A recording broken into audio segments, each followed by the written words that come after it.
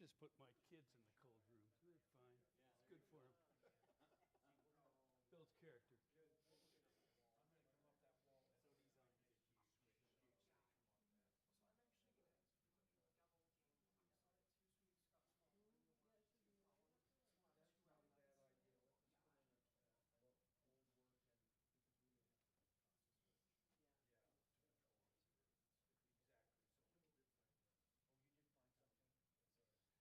put in a old work and because we may have to toss a switch. Yeah. To control this. Exactly. So oh, you did find something? So I did get 76 RSVPs. But that's not unusual if you're not getting them all. Let's hope it's going to be It does. We're streaming it. That was probably the highest. Just so you know. But I still need, I just need two wires. Or do I need, I don't need a third wire out in the house. Everything is, And then I sees the water moving. testing. Hardly started. Actually, I do start. This is my panel. You have the chair before. I think we can go ahead and roll. Bethany, okay, thanks. All right, welcome to Heat Pump Camp. I'm Tim Fitzpatrick. I'm the renewable energy reporter for the Salt Lake Tribune. I'm funded by a grant from Rocky Mountain Power, but the Tribune maintains all editorial control over my content. I'm grateful to Rocky Mountain Power for their commitment to independent journalism. I also want to thank Utah Valley University for hosting us today. Appreciate that. We have been doing a series of what we're calling community conversations, and we've been doing them at schools. Had one in Weber, one at University of Utah, and now we've got this one here. We also did one at the Silicon Slopes. I've got four panelists here today. I will introduce them in a second. One of the things I just wanted to say first is that we're going to give you some background, general background about heat pumps. We're not going to teach you how to install one. We don't really even recommend that. You have to have serious knowledge about refrigeration to handle this kind of a thing. And there are do-it-yourselfers out there that can do it, but most do-it-yourselfers can't. So it's my advice to find a good contractor. Panelists, okay. Starting with Dr. Hilary Hungerford right here. She is a professor of geography at UVU. She has a PhD from the University of Kansas, and she has a research focus on sustainability. She's done work looking at sustainability issues in Utah and also in West Africa. Jamie Schumacher, next, is sales rep at Gunther's Comfort Air in American Fork. Whoops, I hit my slide too early, that's okay. He's been in the HVAC business for more than 30 years and has designed hundreds of systems. He's also currently the president of the Rocky Mountain Gas Association. Yeah, there you go. There you go. Okay, and next is Roger Graham. Roger Graham is owner and operator of Coyote Canyon HVAC in Layton. He also has designed and installed hundreds of systems, and he's put heat pumps in some cold mountain areas like Huntsville and Deer Valley. So, I've already moved to my next slide. Why are we moving away from furnaces? Oh, I'm so sorry, Clay.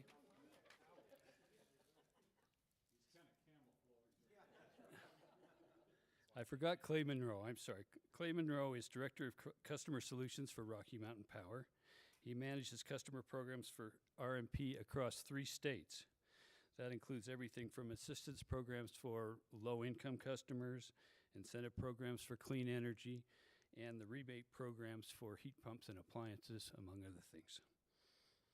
Sorry, Clay. Okay, so yeah, why are we moving away from furnaces? There's a few reasons.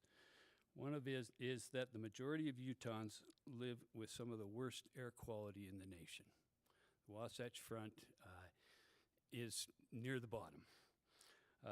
Vehicles are the biggest contributor, but houses that burn natural gas also contribute.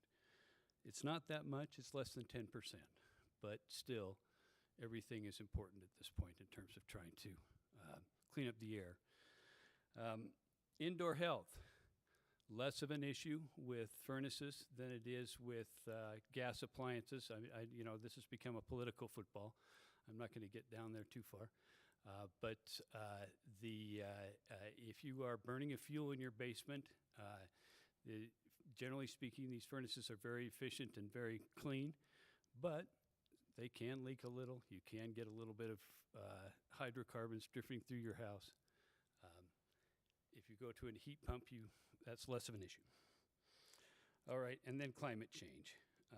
Right now, the electricity you get from Rocky Mountain Power, if you're a Rocky Mountain Power customer, is about half coal-fired. That means that if you are switching from gas to electricity, at this point it's not a big difference because natural gas is cleaner than coal. But 10 years from now, the coal plants will close, less than 10 years, and electricity will get a lot cleaner. Natural gas will still be natural gas. So time is on electricity's side. And we need to get to be carbon-free because we need to be sustainable. And for that, I'm going to turn to Dr. Hungerford. What is sustainability? What does that mean? And why do we need to do it? A small question. We can agree. So I'm so happy to meet you all. I've met, I think, a few of you before. But I'm Hilary, or Dr. H is what my students call me. And when we talk about this at UVU, we really try to frame it as just longevity and health of our communities into the future. You know, we want to make sure that our communities and our families have an as good or better quality of life that we have now. And we know that we have a lot of issues around that, especially air quality, drought. Even though we had a record winter, we know that it's not just one winter that's going to fix our water problems. So we try to help students think about how can we live in a way that makes sure that generations afterwards can have the same experience of life as we do. So we think about environmental sustainability, but also economic sustainability and community sustainability kind of broadly. I don't exactly remember the other parts of the question. Can you repeat it again? Oh, it was... Or I did I answer it? I've answered it. It's just why do we need it? Yeah, that's why I think we need it. I live here in Orem. I'm also on the Orem Natural Resource Stewardship Committee. So I think a lot about these things and try to engage community members and students around these issues because I think they're some of the most important that we have. And what I also try to tell my students and community members is that sustainability doesn't look just one way. It's like, okay, it'd be nice maybe if everyone had electric vehicles or like not everyone has to be a vegetarian. Not everyone has to do these things, but we all have to try to do something. So this is just one other example of something that we can do to try to make a difference.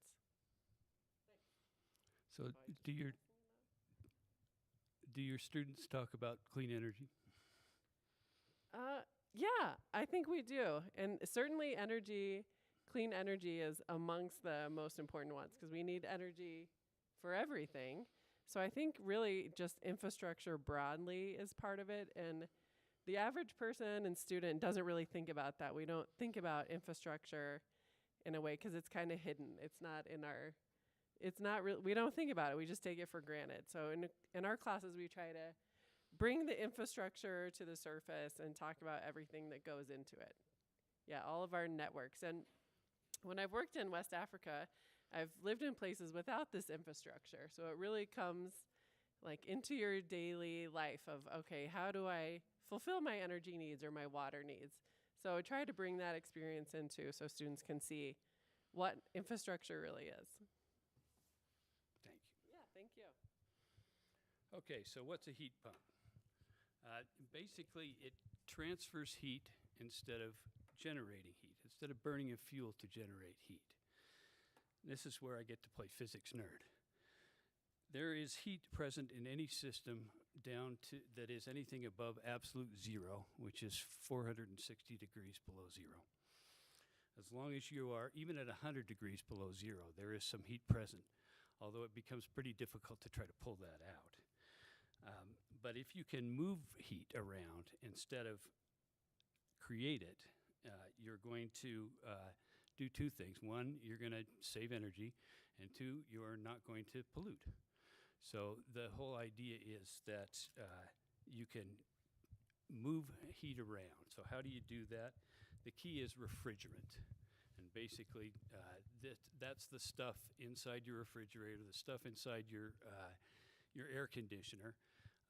And it basically, through a phase change, changing it to a liquid, changing it back to a gas, going back and forth, it can pick up and drop a lot of heat. And that's what it does. In the summer, it's taking heat from the inside the house and taking it outside. In the winter, it's taking heat from outside and putting it inside. It works both ways, which is, it's also cheaper to operate because you're not having to burn a fuel. And it works even in Scandinavia. 60% of Norwegian households are now heated with heat pumps. The lowest latitude in Norway is about where Juneau, Alaska is. The rest of the country is north of that. So these is cold areas that are making this work. And now I'm going to ask our heat pump installers, what is driving customer interest in heat pumps? Is it environmental concerns? Is it cost and efficiency? Or do they want to add to their home value? What's driving it? God, it could be any one of those, to be honest with you. I need a longer answer, Roger. I know, but it's all of the above, 100% sure. I mean, the heat pump craze is catching on like no other, and it works, and it's here for sure. And I don't necessarily. I mean, the green part of it's great, but I personally think it's the best comfort you can buy if it's done right. And I think a lot of more people are starting to think about their comfort more. And if we do it right, we can zone your whole place. So if you're not using some areas in your house, you don't have to heat them or cool them. You just shut them off.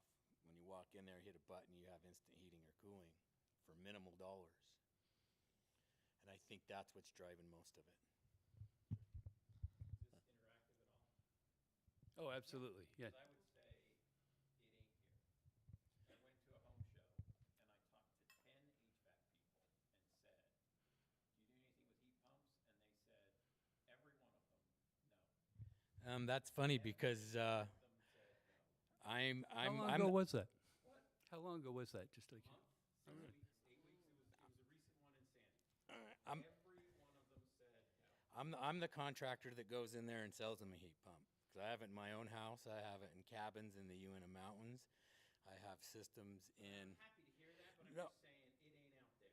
So Oh, it's coming. It's coming. I mean, everyone's doing it, but everybody I've talked to. yeah, and it's too bad that they're missing the boat because if they don't jump on soon, they're going to miss out. And that's just the way it is.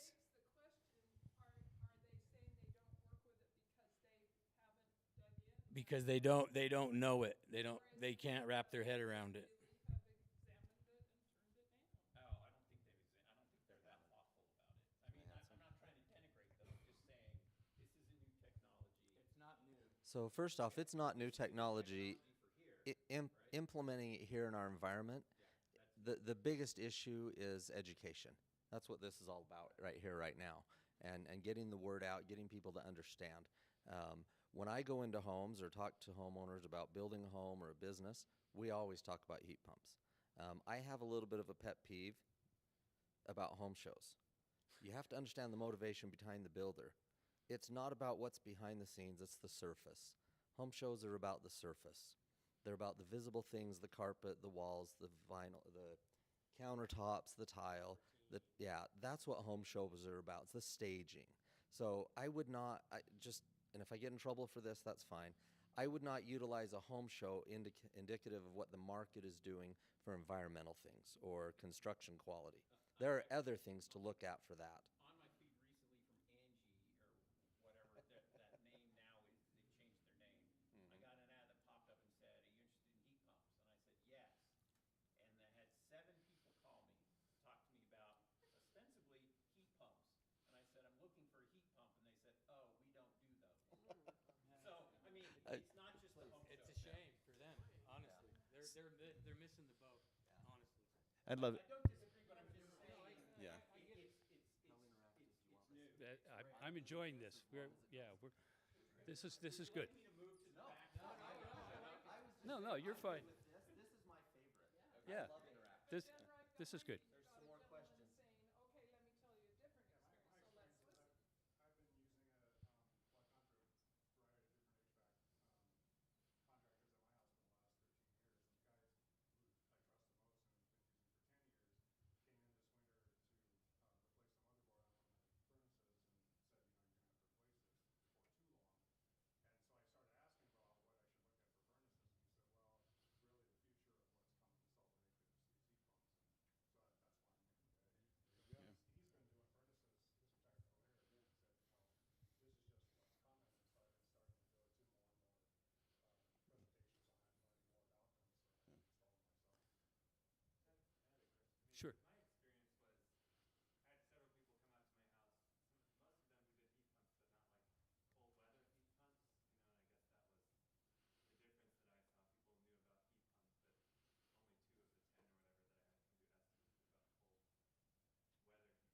And I guess that was the difference that I saw. People knew about heat pumps, but only 2 of the 10 or whatever that I had come do estimates about cold weather heat pumps. And everybody. And they live in Utah, not Florida? Yeah. It just blows my mind. But I guess everybody too, I just wanted to check in on that. They all like recommended installing a furnace too, like a backup furnace. That's still the recommendation. There are, go ahead. It- You have the mic. You could ask 10 different contractors that question, you'll get 10 different recommendations, just in my opinion. You guys are both very pro heat pump. So I want to give a little bit different lens to kind of what you experience and what we've heard from others in the room. I work for Rocky Mountain Power, and we kind of see the market, right? We try and see what's happening across, I'll speak towards the Wasatch Front. And so, several years back, we made some adjustments to our incentive programs, and let's all step back and say, why do utility incentive programs exist? Incentives exist to incent the right behavior, right? So our goal is to not get somebody to put in the code gas furnace or the code heat pump, whatever it might be, but to go to the next level and get efficient, right? Well, what we noticed was heat pumps were not being used heavily in our market, right? So we made some changes to our program back in 2020, and I'll throw a few high-level numbers at you, but I wholeheartedly agree with them that we have a significant education lag in our contractor base along the Wasatch Front. And I significantly agree with you in that the general experience we've heard is I could call 5 guys, 4 of them are going to say I don't do heat pumps, and one might say I do heat pumps, but I don't do cold climate heat pumps, right? And so we've noticed this. So what we've done is we know at the end of the day, contractors will end up going where the money is many times. So we put I've got a lot of money. no, I mean from a business model standpoint, they want to use utility incentives. So that was not meant towards, a customer. And so we geared our incentives that way. What we've seen in 30 months since we kind of made these changes is 30 months ago, we had maybe a dozen contractors sending in rebate applications for installs they did for heat pumps. In the last year, we're up near 70. Right, and so as we've adjusted our incentives, the market is slowly moving and slowly educating themselves towards the technology. Is it perfect? Absolutely not, right? And so we've seen heat pump incentives go from a couple hundred in a given year to 4,000 or 5,000 last year. And so the market along the Wasatch Front is moving, and it's moving in a positive direction. Are we there yet? No, I don't know when we'll be there, right? But those are just some numbers to kind of put to the audience about. We're trying to assist moving the market to a more energy efficient place, regardless of the type of heat pump technology, because we see the benefits there for our customers, and we agree with those national trends and what contractors are saying. This is where the future is. Last year, and Tim cited this in one of his recent articles, last year was the first year the first year that nationally heat pump sales eclipsed gas furnace sales for the first time ever.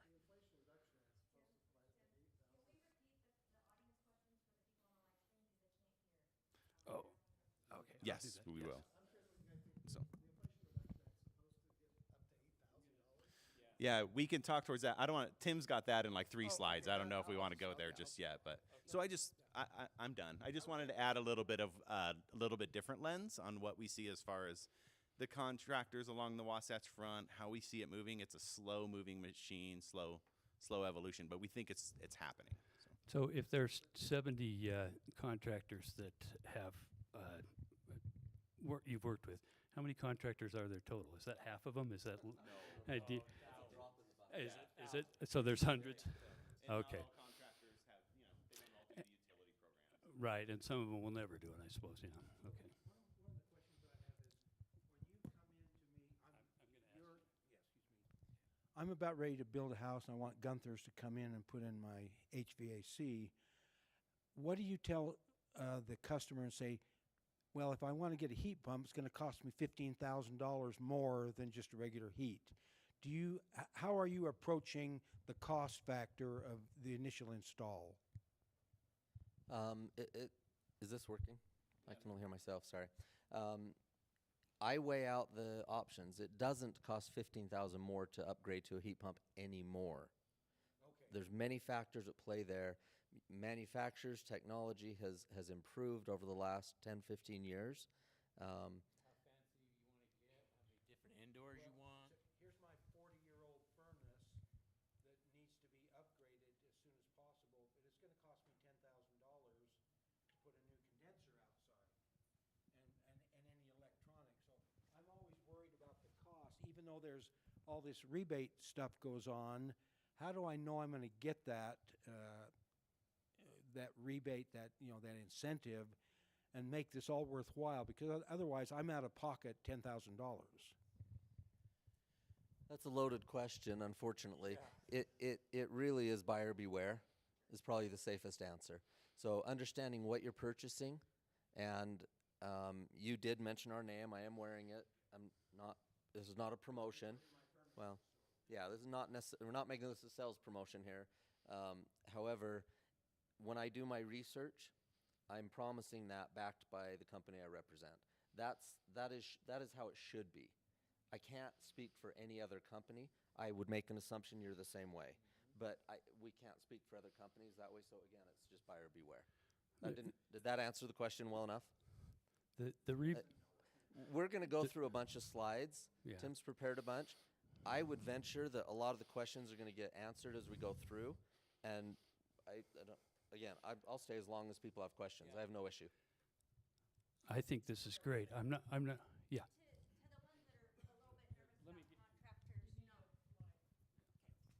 For some of you that are a little bit nervous that, going to the home show, a lot of contractors are saying, no, they're not doing this. I think the reason is everybody's a little bit nervous about change. This is a big change. We've been doing it since 2015. It's all about training and all about education on them. So if you can research it and find out, we're not going to go into your home just to say you need to have this. We want you to have the best comfort and what you can afford and what's going to work best for you, but it's all about the education. So I just wanted to touch base on that also. I just have a technical question. My experience with heat pumps started 18 years ago up in Salmon, Idaho. I had one installed up there, cold weather. It was an open loop system. I suspect that that's not how they're done anymore. No. You understand the term open loop, right? Yeah, absolutely. Where I pulled out of a well. Yeah, that's geothermal. Yeah. So this technology is completely different than that. Completely different. So benefits to that as compared to a geothermal heat pump? Benefits would be electrical use for one. You got a geothermal heat pump. You've got a standard scroll compressor that's just doing its thing, pumping 13, 14 amps all day long. You throw a heat pump in your house, you probably running 5 to do the same work. And that's cold climate. Back to his thing, there is a couple different heat pumps. There's a heat pump. They're all cold climate heat pumps. The only difference is some manufacturers have some different ones that will guarantee us, say 70% or 78% of heat capacity at minus 13 degrees outside. The heat pumps you're talking about 18 years ago, below 45, you're done. 30, you're struggling. Nowadays, 0 degrees outside, heat pump ain't even gonna miss a beat. And it's gonna be, well, yeah, but what I'm saying is what the heat pump does, it's variable speed driven, okay? So it starts out at 1 hertz and then goes to whatever. Once we install it and you install it right, that system's gonna figure it out and say, hey, even though I've got 12,000 BTU indoor room unit in this thing, I only need 6,000 BTUs to keep this room comfortable. So what's gonna do? This compressor's gonna slow down, everything's gonna slow down, and it's just gonna just plane out. So instead of running at 60 hertz all the time, we're running at 28 or 30, period. I mean, and even on if it has to ramp up really high to make up, it figures that out, what it's going to take to keep that house, and it's trying to use the less electricity as possible. That's the difference. It's the highest, it's the Cadillac of the HVAC is what it is. Some of the higher end heaters and stuff that they put in your house. Yeah. Do the same thing. Sure. You know- What you were talking about, an open loop. We're going to go into that in a few minutes with source of the heat source, air source, ground source. Tim has some slides talking about that. But what was mentioned is the ambient conditions. When we start getting to low temp, your open loop into a well, what was the water temperature? You were probably about 38 to 40 is my guess at the cold part of the winter. Our water temperature here in Orem at the cold, groundwater comes in around 50 degrees, 53 degrees. That's groundwater, utility water. That just gives you a base of what it is below the frost line, and that's pretty stable. Ground loop, geothermal systems, the advantage of geothermal is they maintain a better environment. They're not subject to a frost, a cold day, wind, snow buildup, etc. I'm jumping ahead, and I just said we're going to go to the slides, and here I am jumping ahead. I hear it. There's a cost aspect to that as well. Not everybody has a well that they can pull from. Not everyone has the acreage in their yard to do a horizontal loop system for a ground source. I have vertical, I have horizontal, I have small footprint horizontal, I have air source. I have all of the above that we've done and tested, and they all have lots of technologies. And lots of different things have happened in the last 10 years that have made some of them not as valuable for the upfront cost. In a new home, what city make up Orem for all that it matters? Orem, I would be hard-pressed to try and do a horizontal loop system in the city of Orem for the cost and the acreage it takes to do that. And to save 10%, it's really about the difference that we have now on air source systems. I probably wouldn't do a ground source. I'd probably put a little bit more into an air source system, save the upfront money, and have a better solution, or equal. Anyway, there's a lot of aspects. But coming back to the question, how do you know? You research, buyer beware. You research, you know what you're getting. I just wanted to point out that, and I probably should have said this earlier, a lot of people's first experience with heat pumps, whether you knew it or not, was in a very cheap motel somewhere. They used to put them in everywhere. They had those buttons where it was either a red button or a blue button, and they didn't work very well. What they have nowadays is a generation ahead of them. In fact, if I can add to that, because it's kind of how I am, and you met me, so you know how I am. The actual inventing of it is accredited to Willis Carrier Corporation. They were trying to figure out how to heat a room. And they realized the technicians that were doing all the testing liked being in the other room that they were pulling the heat from. And they invented air conditioning. Okay? That's nice. how heat pump came into existence, is it pulls heat from one room, puts it in another. One source puts it into another. I think the mic turned off. Oh. Can you hear me all right? I think they still need the mic on, yeah. Okay, all right, so let's move on. You know, we're doing fine here. Okay, dual fuel versus all electric. Types of heat pumps. Dual fuel heat pumps are heat pumps with small furnaces that can kick in on the coldest days. For most of the year, the heat pump is enough to heat and cool the house, but you can set a minimum temperature at which the furnace will kick in. When heat pumps are challenged, they suck a lot of electricity to produce a little heat. It's still efficient in the sense that you're not burning a fuel, but you can get a fairly high electric bill, and this goes back to what Roger was saying about you got to design properly, or you'll end up paying too much in your electrical bill. Ducted versus ductless. Because dual fuel heat pumps still have that small furnace, they have to have ducts and work, you know, like furnaces do, forced air furnaces, basically pushing air through the house. Ducted heat pumps, they're in one place, and then you blow the air through the house. The heat pump sits in one place and blows the air through, basically. You can also have all electric ducted heat pumps, just like you can have all electric furnaces. Okay, so ductless systems, those are also called mini splits. In a ductless system, you move the refrigerant around instead of the air. Instead of ductwork, you have insulated hoses that move from room to room, and when it gets to that room, it has a device that basically will act as a heater or air conditioner, expand or contract. Yeah, it's either a evaporator or condenser. They just There you switch go. positions There you go. during the season. They gave, as Roger says, Roger likes these. They give greater control over individual rooms, and just basically you get more control and more comfort. But they can be more expensive.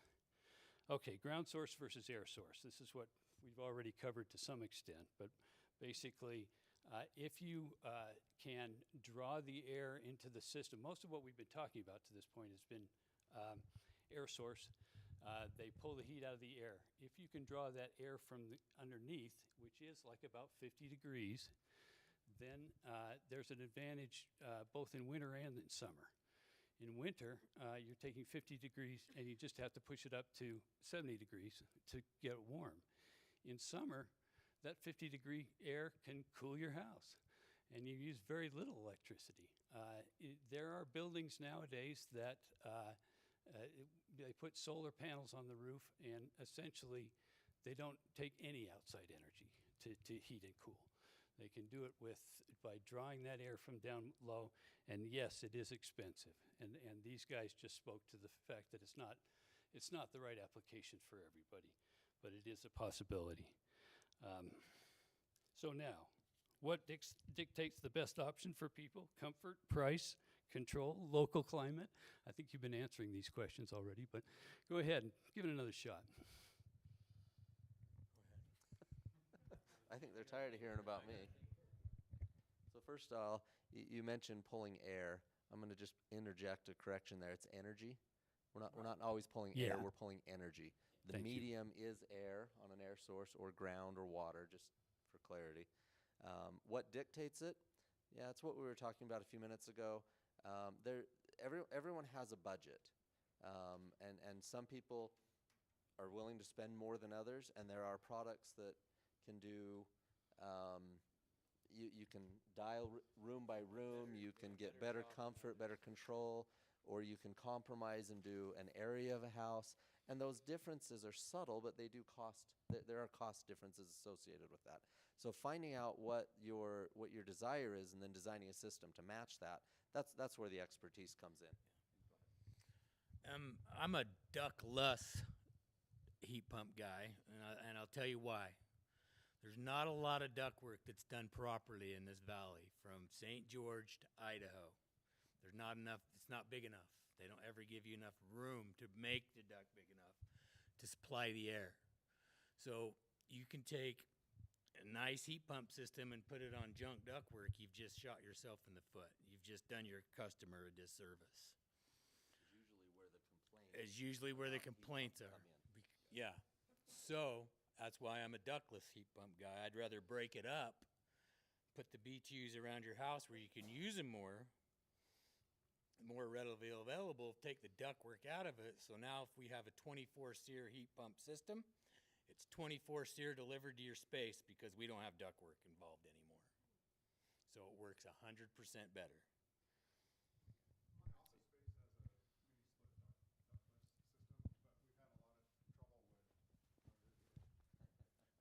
My office space has a mini split ductless system, but we've had a lot of trouble with. My office space has a mini split ductless system, but we've had a lot of trouble with leaks throughout the system, and right now they're in the process of replacing it.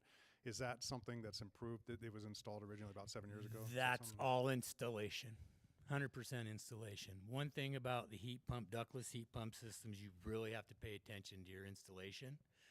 Flares, flares, and torque. It's leaking because it was over torqued. It wasn't installed properly, and that's all I can say about it. That's it. Should we ask him who installed it? No, let's leave that out. No, that's installer error. I agree. There are technologies that have improved over that. There was a time where there was a plastic, I'm not going to say the name, but a plastic refrigeration line that was really pushed, and we've been called in to pull those out of jobs because of failures. So technology is changing. That particular product kind of pushed it into the bleeding edge of technology. So we are there. There are tried and tested and proven systems, but technology keeps changing. Longer lengths of copper pipes or even aluminum pipes are becoming available. Use of that. The manufacturers are always trying to keep the cost down, so they're going thinner wall-in pipes at times, and there are complications to that. We're also changing refrigerants, and they're going to become more complicated to work with too, and more regulated. So technology, it's in motion. It's fluid. It's always moving. I just have a quick question. I already have ducts. I have a 28-year-old furnace that I'm considering replacing, and I have ducts. Do I just take them out, cover them over? Go ahead. Thank you. So I think that's one of the reasons you have two contractors here. Our specialty is ductwork. I do lots of ductless systems, but as a company, we do far, far more ducted systems, and there are applications for both. One of the reasons we're so prone to that is, we were speaking earlier, yours is a much more common situation than a new construction that you could go to a truly ductless system. So there are plenty of systems that work with ductwork. However, like was mentioned, the ductwork has to be right. So we do have to evaluate that ductwork. You basically size the ductwork you have, but the thing about a heat pump, in the traditional world, we used to size for cooling. That's how you sized everything, is the cooling. Heat pump world, you size everything to heat. So you got to completely change your mindset. And that's why I think a lot of contractors are scared of it, because they're so used to this traditional stuff and to stick this duct here, and they don't understand the science behind it and how well it works, because they're just scared. And in a situation like you, I do a lot of ducted systems too. And then without looking at your home, I would probably break your home up and put a smaller, take some of your ductwork and get rid of it. Use some of it to heat some of your house, like kitchen, living room or something, and then maybe ductless your bedrooms and some of your other spaces, just for heating purposes of it. And then if we can heat it well, we'll definitely freeze you out of your house in July. That's for sure. I want to answer, basically say what you all are saying, and also answer your question, but say it in a different way. From our perspective, as we see thousands of installs every year, what dictates the type of heat pump technology that's put in, more often than not, is the existing conditions in the home. Was your home built in the 20s? Was it built in the 50s, the 80s? Is it only 15 years old? That's usually more of a factor of what type of heat pump you get, rather than choosing which heat pump technology is the best one, right? And so, because that's where, as they mentioned, it becomes very cost prohibitive. You could put in any heat pump you want, but some of them you have to go very deep, and it's going to cost a lot of money to have that type of heat pump in your home because of the existing conditions, right? And so, so I just kind of, I'm agreeing with everything that's been said, but just saying more often than not, reality is, bottom line, the price drives the purchase, and the price is driven a lot by the existing building stock. the existing condition of the home and what's there. But that probably really only matters if you're not doing a remodel. Well, it depends. There's still a Yeah, cost still associated. yeah. It costs everything. Exactly. So you have to weigh that out. You have to have a balance. As a rule of thumb, how does the age of the house affect what type of heat pump? That's a very good question because I do a lot in Sugar House area. A lot of them homes were built in the 50s. They have air barriers. They don't have their insulation's terrible, if any. And I've done a lot of systems up there, ductless systems, and I kind of go in telling them, hey, listen, you know, it's really expensive to go in and insulate your walls at that point. So I oversize my heat pump a little bit on the heating side of things, and I'm always talking about heating side because cooling's the easy part. I have to heat it. So in a lot of them situations, I'll oversize just a hair, just to make up that. But to be honest with you, they work so well, and they put out such good heat and a comfortable heat that they just have to turn the controller up a little bit to a little bit higher temperature, but it's still saving them money because they're just so energy efficient. I have a question. Can you speak a little bit more about the importance of sizing a heat pump system correctly? Yeah, because the proper way to do it is you take measurements of your house, blah, blah, blah, and then you put it in what's called a manual J, and it spits it out and says, okay, this house is going to take 42,000 BTUs of cooling and whatever of heating. But a lot of the times when we go in to do heat pumps like a house, we don't do it. And a lot of it, to be honest with you, is just done with experience. I can walk in and I know what it's going to take to do it. But there's some math you can do to put behind that. And it's called the manual J. And it's a computer program. You measure windows, walls, height, and put all this stuff in it, and it kind of spits you out a number. It gives you a cooling BTU and a heating BTU. To expand on that a little bit, every exterior surface of construction has a calculatable, measurable, it's called a heat transfer multiplier. It breaks it into a square footage. And there's a manual J is simply the engineering that came up with what those heat transfer multipliers are of virtually any design structure you can imagine, from the worst insulator we have, glass, to a 4-foot adobe wall.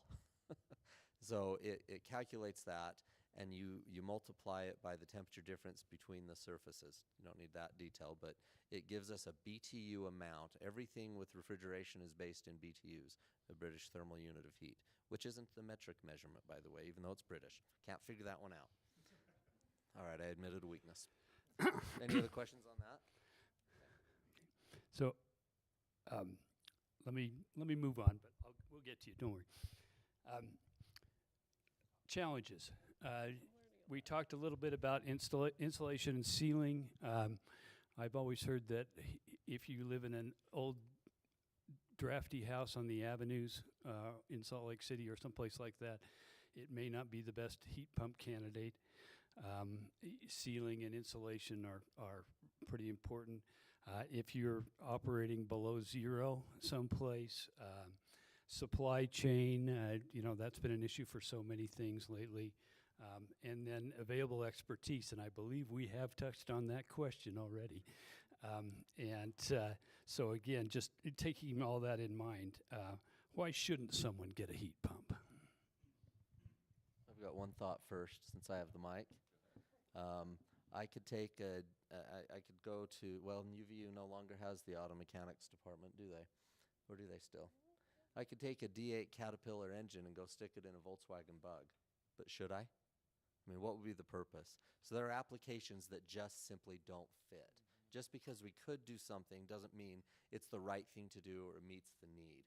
And so that's the expertise. No sense of reinventing the wheel. Right. You have to make sure that the application and the components involved mesh or work properly. Otherwise, you end up back to what we used to hear about complaints about heat pumps is they don't keep up, they blow cold air. And most of those situations, yes, technology has improved on that, but many, many of those situations are because the house was built for a gas heating ducted system not compatible with the amount of air required for a heat pump system. So application, understanding the components and the technology behind them and making sure that they match properly is the biggest challenge in my mind of why sometimes a heat pump might not be the best solution. That's ducted. Ductless opens that door back up to bypass the duct, and you can put lots of things in. So I want to make 2 points. Neither of them are about why you shouldn't put a heat pump in, but they're two strong considerations that anyone should do.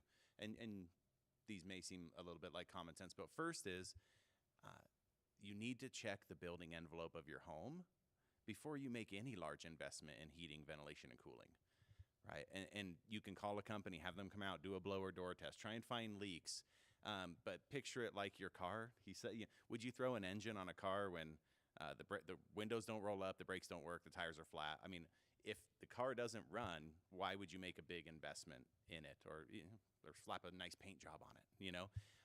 You have to pay attention to your building envelope. That's going to save you energy overall, regardless of your system that's heating and cooling. So just don't gloss over that is my one warning. My second one is take a look at your electric bill and take a look, if let's say you have a gas furnace right now, take a look at your gas bill. If you put in a heat pump, your electric energy usage is going to go up if you're heating with gas currently. I mean, you're adding in a large electric appliance to your home.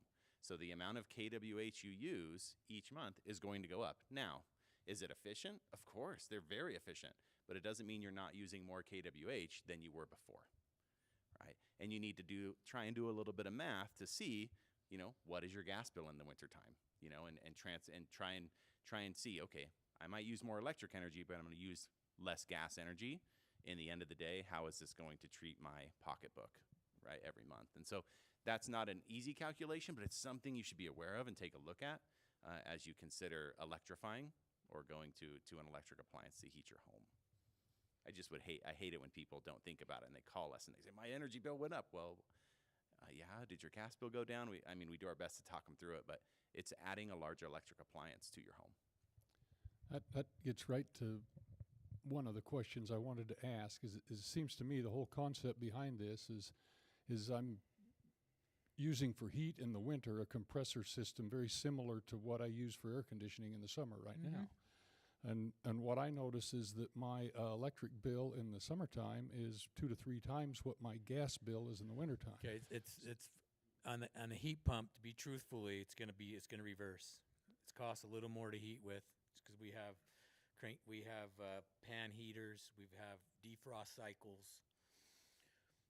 And this is from experience. I have it in my own house. I get a pretty healthy, as cold as it was, I had a pretty healthy bill a couple months in my electrical bill. But then when July comes around and my house is my bedroom's 65 degrees and it's 105 outside, and I get a $150 bill, and then I do the average, I'm still saving money.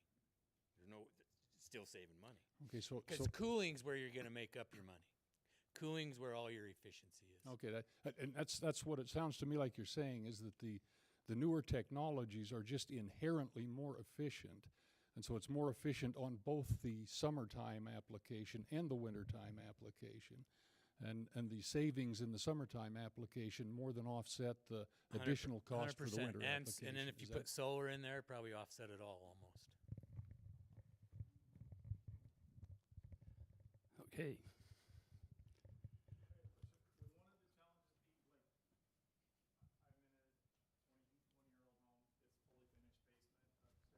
Ask you to repeat all that, sorry. Thank you.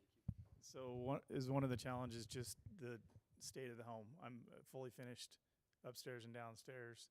How much damage do you have to do to actually apply this and install it? Without looking at it, but most of the time, none. We're drilling a 2-inch hole on an exterior wall and line height and everything. And then if we were going to utilize some of your ductwork, we would only use half of it, cap the other half off because we're only using small sections of it.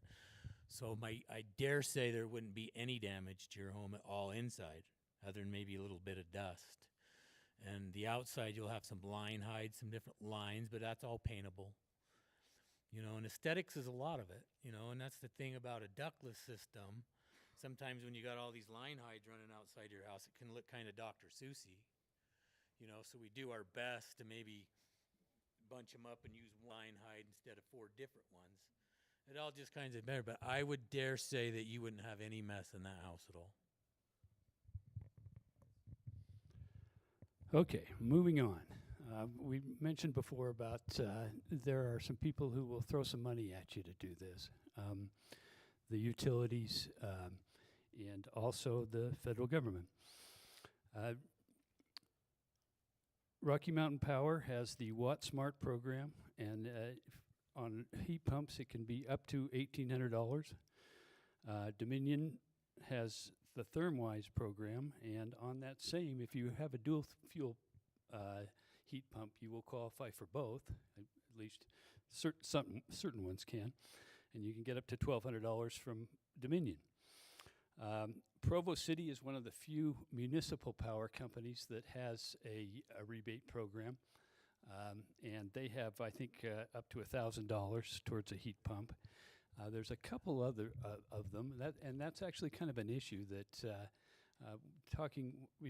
Ivory Homes recently announced they were moving to heat pumps in their new homes, and one of the issues they had was that in the municipal power systems, they couldn't get as much of a rebate or no rebate, and that was it discouraged them, frankly, that they are more interested in putting them in where they can get that rebate.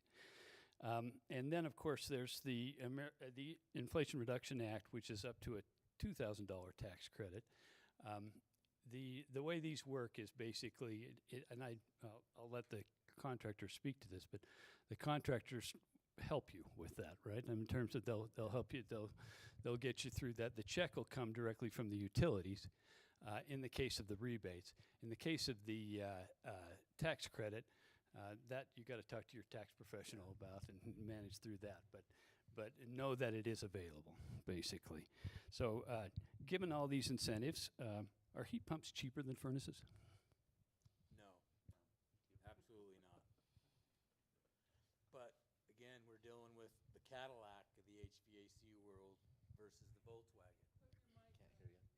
They can hear you. Oh, absolutely not. And the reason why is because we're dealing with the Cadillac of the HVAC world other than the Volkswagen. There's not even a comparison. And all I can really say, if you're really thinking about heat pumps, you really need to find the right contractor. Do your homework. Ask them to see some stuff that they've done. Ask them to show you some DSBs, which is the drawing and how the unit's set up, and the line lengths, everything on it. Because if it's not done right, it'll be miserable. You'll hate it. How about Before from a we move total? on from that question, if it's all right. Okay. Another answer to that question is yes, actually. Because if we go to a dual fuel system and you're being compared to a furnace and air conditioner versus a furnace and a heat pump, yes, a lot of times the heat pump ultimately costs you less money on the front end after the incentives. How about from a total cost of ownership standpoint? I mean, everybody's talking about how great solar is, blah, blah, blah, and then they talk to you about the fact that after you've owned it for 10 years, now it's free because now you've hit the break-even point. I don't know. I'm making up 10 years, right? Maybe it's 12, maybe it's 7. I don't know. It depends on your usage, right? Up front, you're paying nothing for solar until you install it, right? As soon as you install it, you've now maybe written a check for 10 or 15 or 20 or $30,000. I don't know. I don't have it, but you get that back over time. So my question is, isn't it from a total cost of ownership, it going to be cheaper after 5 or 10 or 20 years, or is there no promise of that? It's a great question. There is a return on investment potential, and there's so many factors at play there of what type of system. All things being equal on the application, there's still a 30% of the cost of an installation available on a geothermal system. Same with solar. So if you have a tax liability to be able to get a tax credit off a $40,000 or $50,000 installation at 30% as a tax credit for you, that might be a valuable thing. For someone who doesn't have a tax liability, a tax credit doesn't do them any good. Right, but I'm talking about the ongoing the utility rate, the cost of operation, yeah, again, it can, and quite often does come in the favor of heat pumps, or we wouldn't be going down this road anyway. 100%. Yes. Okay.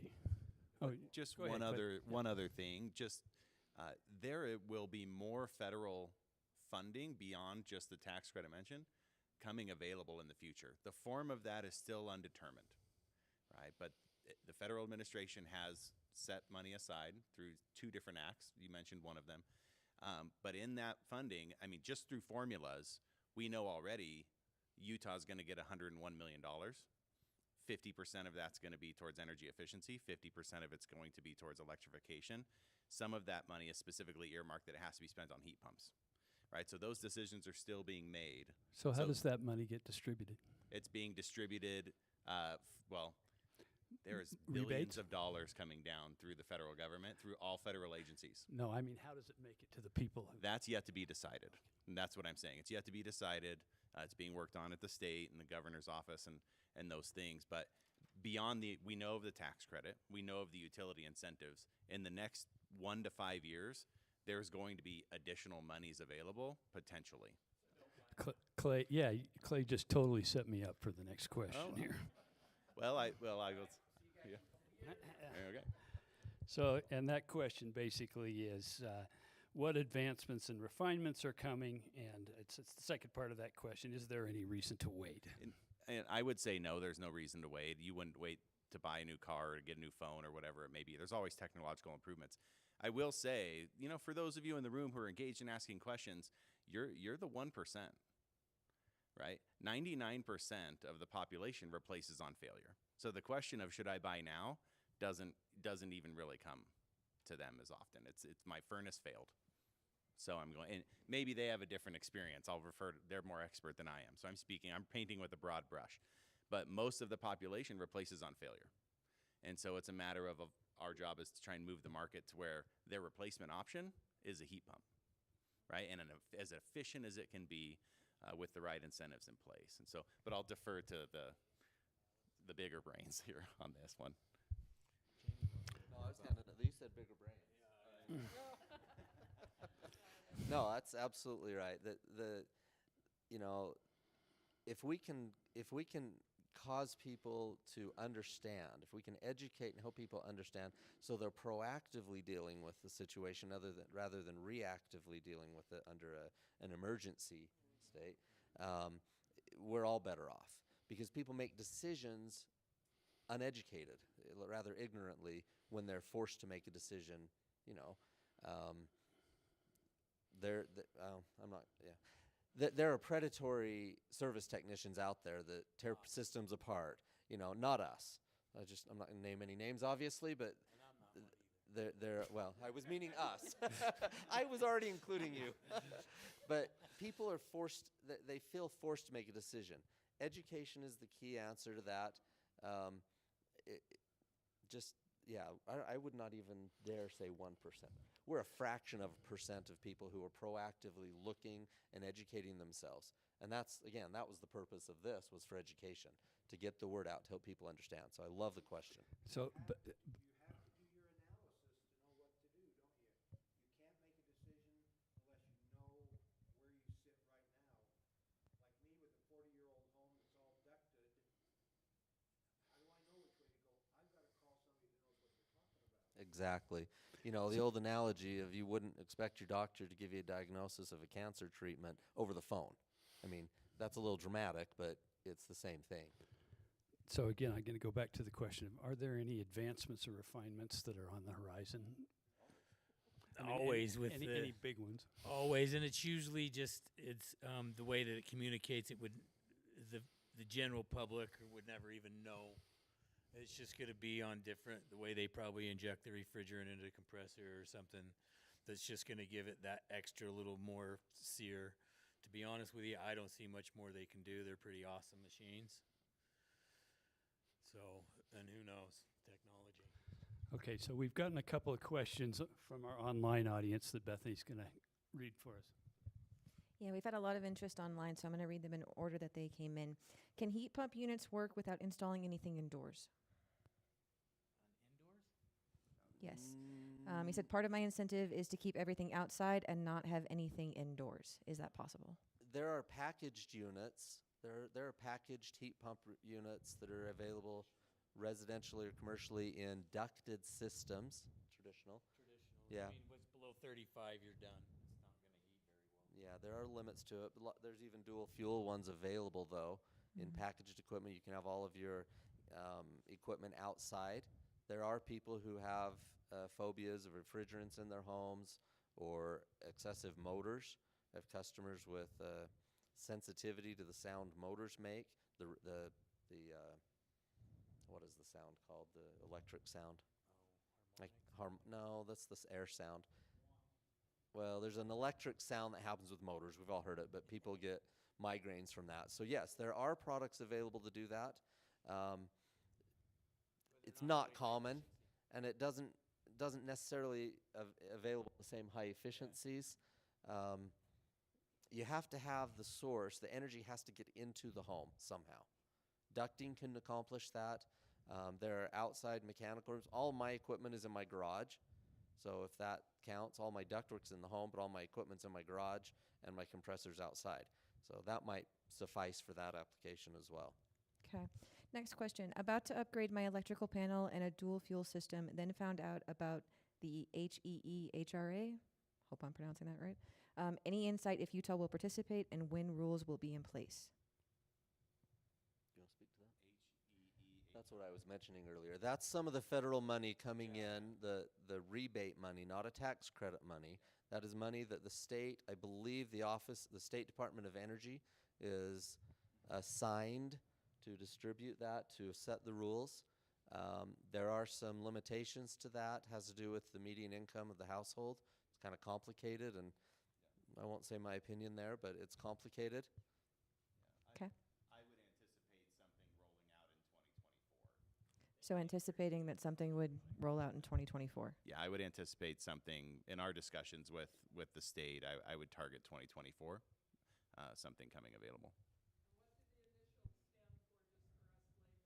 Home energy efficiency reduction. It's an acronym. I will get it wrong if I have to say what it is. We can Google it. And next question. Next question. For the HVAC contractors, does Manual J provide a cost estimate for the home, or are there other software tools that HVAC contractors can use to estimate operating costs for heat pump? Manual J is simply the calculation of energy gain or loss in a home. It doesn't have anything to do with the equipment performance or the distribution of energy in the home. So Manual J is just the calculation. There are calculators to help people understand. There are software packages that do that. It's a computer program, garbage in, garbage out. If you don't have the right details going in, it doesn't matter what it spits out. Manual J is integral in that. It's imperative to have that right. So that's a great question. Okay.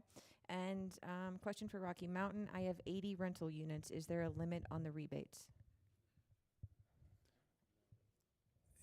Well, so I'll have to answer that two ways.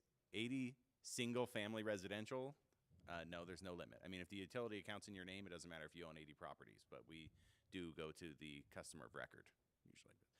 On multifamily, no, there's no units. We do hundreds, complexes that have hundreds and hundreds of units that put in heat pumps in each unit.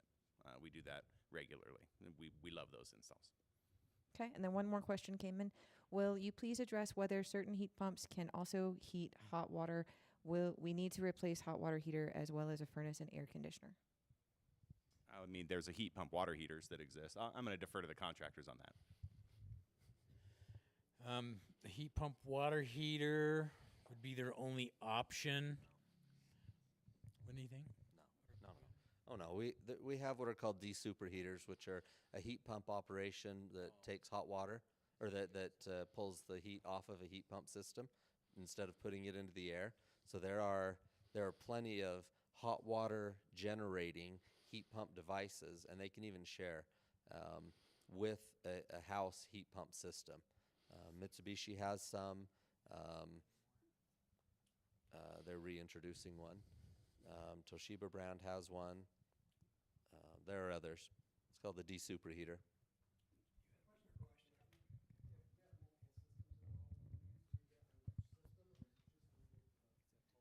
can do up to 2 systems in a single home. And just to go back to, he mentioned getting very technical, but there are heat pump water heaters, and we do have incentives for those as well if you do a heat pump water heater. That's a standalone water heater replacement, doesn't touch the HVAC system.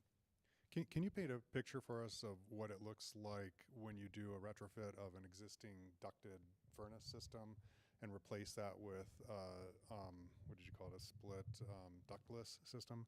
Like, are we going to have pipes on the outside of the house, or can those go through the walls, or are we going to have like a evaporator unit in each room that kind of sticks out? What does it look like? It kind of depends. You can do it each room, or we can use some concealed ducted if there's some attic space, and we can catch 2 rooms, 3 rooms at a time, so you don't have so many indoors. We try to do it on exterior walls so we don't have to pump the condensate. All the condensate pumps are third party, and that seems like that every problem I ever get's a condensate pump. So I try not to use condensate pumps, but yeah, if they do it that way, you'll have stuff on the outside of your house. Unless we, want to go down the wall and you want to repair sheetrock. It just depends on how deep you want to get. Conversely, you can go to a ducted heat pump system, and it looks nothing different from the outside of your regular condensing unit. That condensing unit can simply go both directions, for simplest terms. So it still uses the ductwork in the home, still uses your existing furnace, if it's adequate to support it, yes. So there are options, and most of my installations are upgrading from an air conditioning unit to a heat pump, but still utilizing a furnace as the blower. And I'm going to answer one other question real quick. It's the Home Energy Efficiency Rebate program. Some put an A at the end, or there's a P at the end, act or program, but that's the High Efficiency Electric Home Rebate Program is the acronym. And then the other one, Tim mentioned something earlier I do want to correct. He mentioned utilizing a small furnace to make up the difference.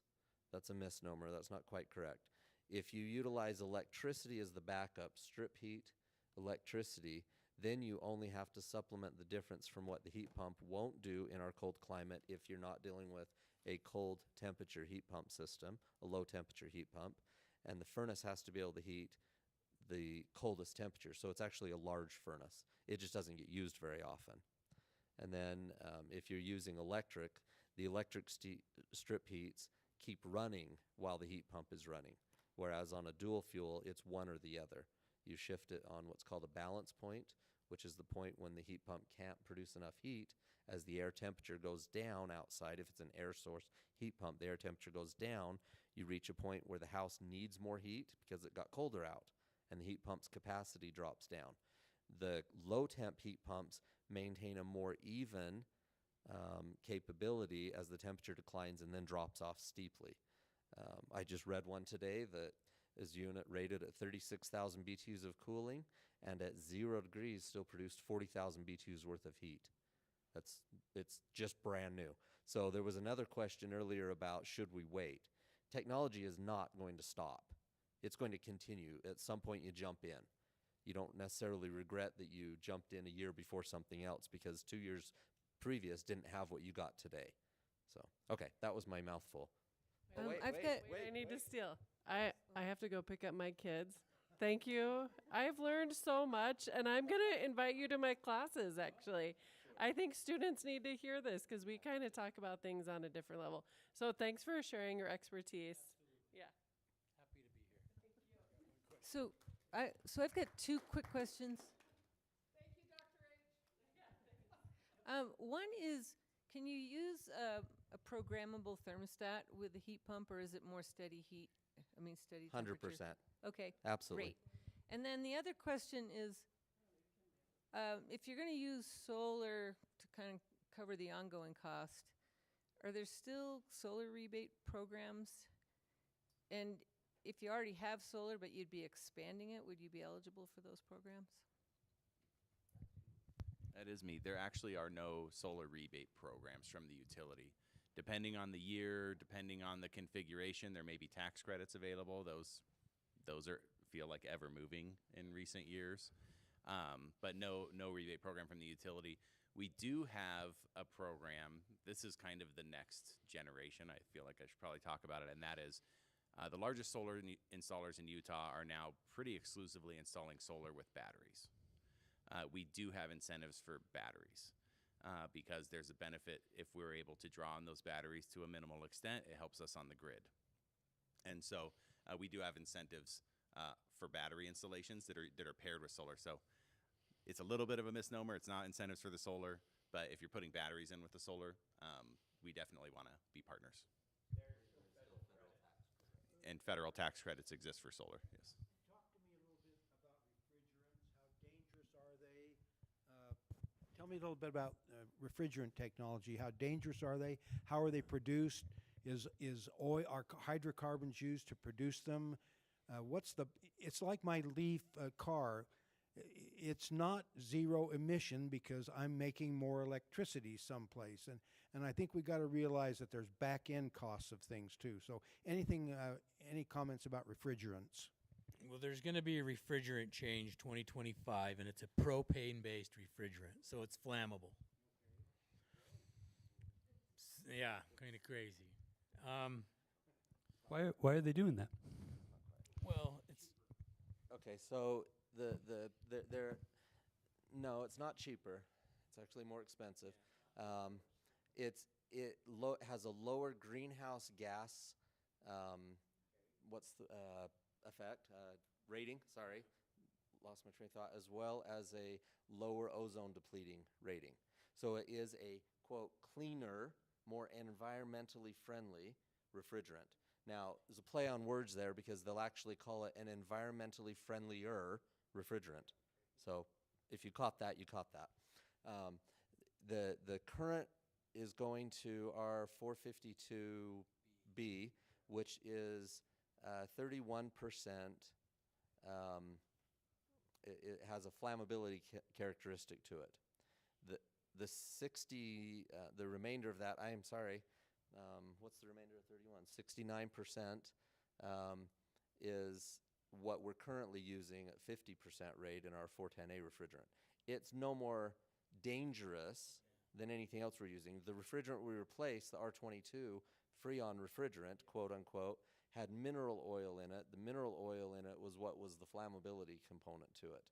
The new refrigerant we're going to and has a POE oil in it, polyester oil.